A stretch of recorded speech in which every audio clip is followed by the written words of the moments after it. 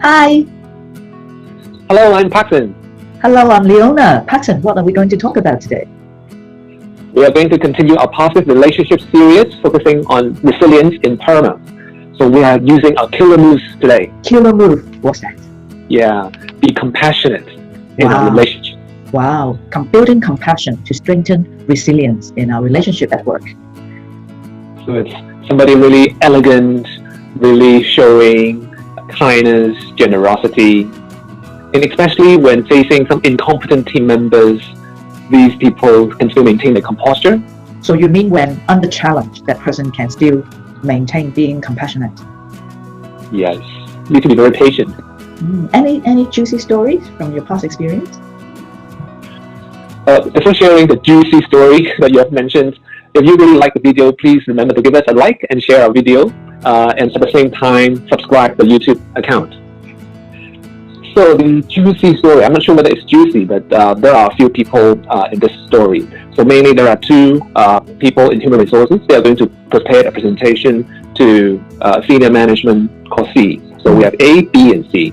So B actually is preparing at the back end of this presentation some very important data on the human resources side, pass it to A, and then A present it to C.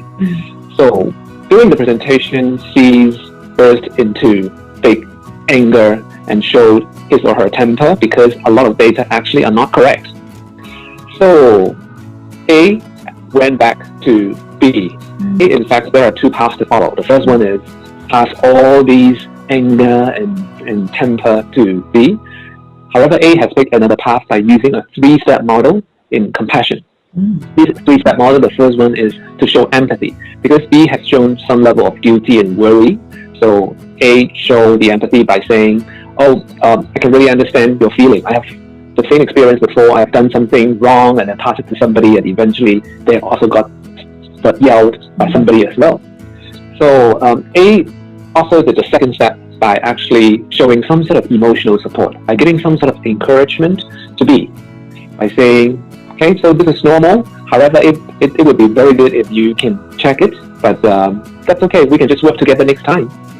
And A also had shown the third step by giving concrete support to B. This concrete support includes lining up other verification sources on these sort of data, or actually referring B to talk to somebody to get more accurate data. So eventually what it turned out to be, they have verified all the data and have done a very good job in making sure the data are all correct. But at the same time, what's more important is that the relationship between A and B was under challenged. And now, because of the compassion that A has shown, the relationship gets tighter with each other because they really were very close, even in the emotional front. So compassion is something that is genuine and generous. Well, that makes me think that if someone is not born to be generous or genuine, would that person be very hard to show compassion? Of course, it's not very hard. On one hand, it's not only just inborn, but on the other hand, it can be learned. Say, for example, you can read all these Buddhist readings and you can be more compassionate. So on the other hand, what I'm saying actually is, that's kidding. So on the other hand, you can actually learn by be more self-aware, acknowledge your feelings, and then you can try to practice more, the 3 steps, then you can be more compassionate. So I hear that the top tips is, in order to become compassionate, it is important to take action. It's not just some internal quality that gives out from you. It is more what you do when we call it a compassionate person. Wow. So now I know that it is by practicing. So where's the opportunity for us to practice compassion nowadays at work? So you can actually pay attention to the people around you. There must be some people who really need that sort of emotional support or actually concrete help. So just pay a little bit of attention on that. Especially during these periods, probably there are lots of redundancies during this time. So probably you can be more empathetic and more compassionate to people being redundant. So that's the top tips we bring to you today. By practicing more compassion at work, then we are building up our resilience in our work relationship.